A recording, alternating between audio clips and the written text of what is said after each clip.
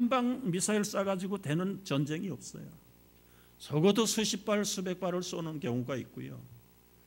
그래서 지금 아프간에 보내진 미군들에게 들어가는 전비를 그 군인들 숫자로 한 사람 계산을 해보니까 한 사람 미군에게 들어가는 돈 가지고 아프가니스탄에 20개 학교를 세울 수 있는 돈이 들어가고 있다.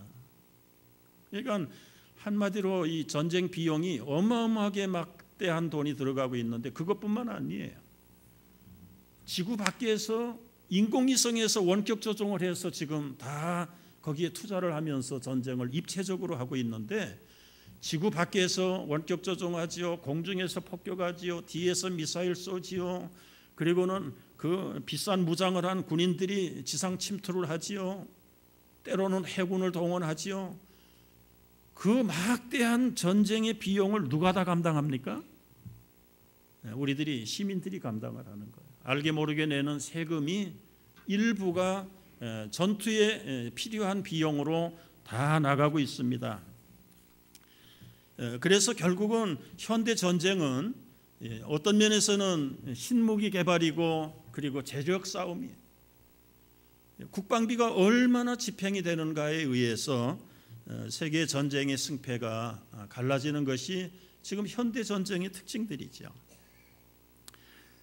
그렇다면 만약에 국민들이 세금을 적게 내거나 안 내기를 시작하면 어떤 결과가 일어날까요? 지금 전방에 나가 있는 군인들을 빼야 되는 입장입니다. 오바마 대통령도 지금 아프간에 철군을 서두르고 있다는 뉴스를 벌써 들었죠? 너무 막대한 전쟁 비용이 나가니까.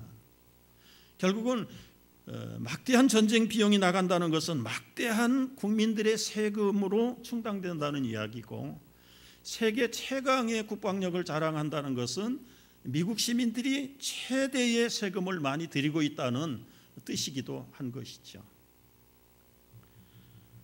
여러분, 만약에 그 세금을 내지 않고 전쟁에 드는 비용을 감당하지 않는다면 군인들을 불러들여야 되고, 그것이 지금 외국에서 나가서 싸우는 싸움이기 때문에 그렇습니다마는 우리 대한민국처럼 북한과 남한이 대치한 상태에서 일선에 있는 군인들을 다 불러들인다 생각하면 그 결과는 어떻게 나타날 것인가 보지 않고도 우리는 짐작할 수 있습니다. 따라서 우리 국민들이 내는 세금이 아까운 게 아니고 1차적으로는 일선에 전투하는 군사들을 위해서 쓰여지지만 궁극적으로는 그들이 일선을 지키지 못하면 후방에 있는 우리의 생명도 가정도 안녕도 다 빼앗긴다는 결론이 나오는 것이죠. 그래서 세금을 내서 군대를 튼튼하게 한다는 것은 결국은 우리의 평안과 안녕을 유지해가는 직결이기도 한다. 이제 여러분, 우리의 관심을 영적인 전투지 선교지로, 선교사로 돌려서 생각을 해보자고요. 우리 선교사 한 가정을 파송하는 데에 들어가는 비용이 1년에 얼마인가? 올해 200년 이상 된 서구의 선교단체는 한 가정이 1년에 7만 5천 불에서 8만 불 선교 후원을 받지 못하면 파송을 안 합니다. 그게 지금 선교지의 현실입니다. 물론 거기에는 이제 생활비, 주택비, 자녀교육비, 그리고 건강보험비, 안식년에 쓸 비용, 그리고 은퇴해가지고 노후 대책까지 다 계산을 해가지고 거기에 나온 이 금액입니다. 그런데 한국 선교사들이 7만 5천 불, 8만 불을 후원을 받기는 거의 불가능한 상태예요. 한국 선교단체에 소속돼서 나가는 선교사님들 평균적으로 1년에 얼마나 후원을 받고 있는가? 뭐 작게는 15,000불에서 많아야 2만 불, 3만 불을 못 넘어가는 거예요. 그러면 그분들에게는 의료보험도 없고, 뭐 자녀교육비도 때때로는 모자라고, 뭐 은퇴 후에는 전혀 대책도 없고, 뭐 안식년에 대한 대책도 없고, 그러나 부르신 주님의 뜨거운 사명을 감당할 길이 없어 나가고요. 또 받은 은혜가 커서 나가지 않을 수가 없어서 믿음으로 달려나가는 것이 우리 한국 선교사들의 실정입니다. 물론 선교사들이 입으로만 가서 복음을 전한다 그러면 먹고 살고 기초 생활하는 데만 필요한 재정이 들겠죠. 그러나 여러분, 그 현지에 정착을 하게 되면 당장에 주택이 있어야 되고 생활비가 들어가야 되고 자녀들 교육을 해야 되고 아프면 건강을 치료받아야 되는 당연한 기초 생활비들이 필요한 것도 사실이에요. 그 다음에 보십시오. 전도해가지고 현지인들이 하나둘 모여서 정기적으로 예배를 드리고 모이기 시작하면 모여야 되는 장소가 필요합니다. 그래서 예배 처소가 필요하고, 그 모이고 예배하는 교인들 가운데 아픈 사람이 있으면 치료해 줘야 되고 약을 줘야 되고, 그래서 또 클리닉이 필요하죠. 글자를 모르는 사람들에게 글자를 가르치려니까 학교가 필요한 것이고, 어린아이들을 가르치려니까 유치원이 필요하고, 그래서 이제 점점 이 선교가 확대될수록 시설이 필요하고 시설비가 들어가야 되고 선교비가 더 많아져야 되는 것이 자연적인 증가예요. 그 선교사들의 비용을 누가 담당합니까? 파송교회와 후원교회 성도들 여러분, 우리들이 감당을 하는 겁니다. 똑같은 원리로 그 선교사의 후원을 우리가 작게 한다든지 안 한다면 어떤 결과가 생기는가? 일선에 있는 군인들 불러들이는 것과 똑같은 이야기지. 결국은 그들이 다 돌아온다고 생각을 해보십시오. 그러면 우리의 영적인 공격도 무너지고 방어선도 무너지고, 결국은 선교사들을 돕는 일은, 일선의 군인들을 돕는 일은 후방의 백성들을 위하는 길인 것처럼 일선에 가 있는 선교사들을 돕는 일은 후방에 있는 우리들의 영적인 평안과 직결되어 있다는 사실을 우리가 새롭게 각성을 해야 돼요. 어떤 분은 그렇게 말할 수가 있어요. 초창기 선교사들 봐라. 저들이 언제 돈 가지고 선교했냐? 몸 바치고 생명 바치고 철저하게 헌신하지 않았는가? 맞습니다. 그러나 다 맞지 않아요. 초창기 선교했던 바울의 모습을 여러분 성경을 통해서 한번 유추해 보세요. 그때 그들이 먼 나라를 걸어서만 댕겼습니까? 배 타고 댕겼잖아요. 왜 배를 탔어요? 비행기가 없으니까 배 탔지요. 비행기 있었으면 비행기 탔지요. 말을 탔습니다. 왜 말 탔어요? 자동차가 없으니까 말 타지요. 자동차 있으면 자동차 안 탔겠습니까?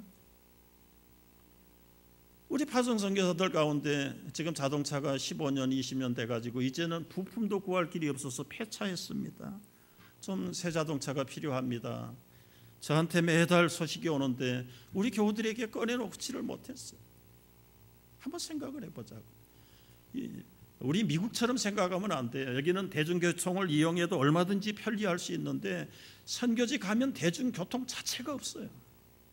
그래서 그냥 걸어다니든지 아니면 겨우 자전거를 타야 되는데 그런 오지에 자전거가 다닐 만한 여건도 아닙니다. 그러니까 한 가정을 파송하는 것들은 결과적으로 멀리 보면, 입체적으로 보면 우리가 다 후방에서 후원을 해야 돼요. 미사일을 기도의 미사일, 성령의 미사일을 쏘고, 그리고 때로는 탄화를 주는 것처럼 선교비를 우리가 후원을 해야 이분들도 가서 정말 후방에 파송교회와 성도들을 힘입어서 아주 입체적인 영적인 복음 전략에 투신할 수 있고 전폭을 바쳐서 사역을 할 수 있게 되는 것입니다. 물론 후방에 지원이 없어도 일선에 나가 있는 선교사들은 결코 마음의 위축을 받지 않는 분들이세요. 그 증거가 우리 한국교회에 아주 유명하게 남아 있어요. 여러 해 전에 한국에 IMF가 왔었죠. 갑자기 환율이 곤두박질을 치고 높아지면서 3배, 4배로 뛰어버리지 않았어요. 그래서 후방 교회들이 더 이상 우리가 선교 후원을 할 수 없다. 당신들 다 돌아와라. 그런데 선교비가 안 왔다고 해서 돌아온 IMF 시절에 돌아온 선교사가 몇 명 있는 줄 아세요? 거의 찾아볼 수가 없어요. 돌아온 사람이 없어요. 그러면 그들은 다 거기서 손가락 빨다가 굶어 죽었을까요? 죽었다는 사람 한 사람도 없어요.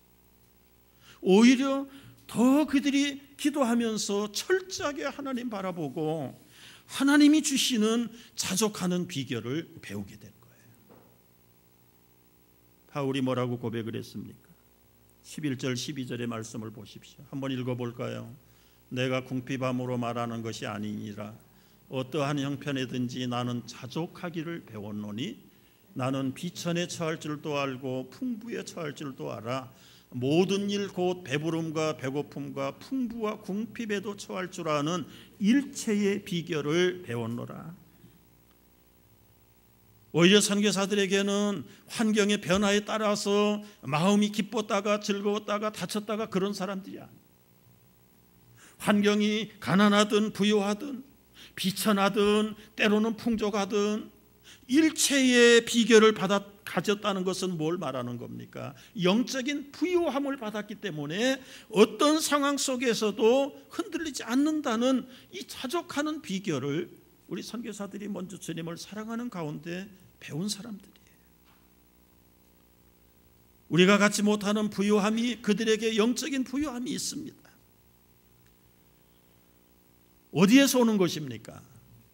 어려움을 통해서 더 주님을 바라보고 주님이 공급하시고 주님이 온전히 통치하시는 분이라는 사실을 현장에서 실감 있게 깨닫는 거예요. 후방에서 전혀 보급을 안 한다고 해도 하나님은 까마귀를 통해서 엘리야 같은 사람을 떡과 고기를 먹였던 기록을 우리가 보지 않습니까?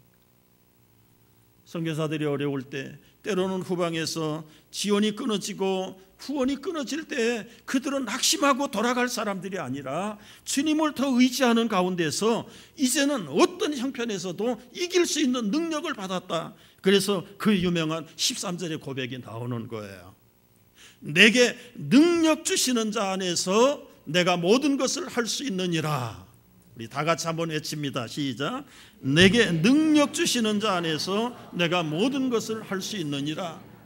이게 먼저 선교사 바울이 체득을 했고, 그리고 주님을 쫓아서 나간 선교사들이, 그리고 이 땅에서도 주님을 의지하는 하나님의 백성들이 이 능력의 주님을 바라보는 가운데 힘을 얻고 능치 못함이 없는 아주 오뚜기 같은 불굴의 하나님의 사람들이 된 것을 믿으시기 바랍니다.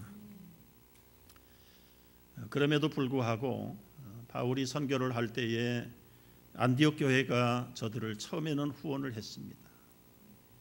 기도의 미사일을 쏘았고요.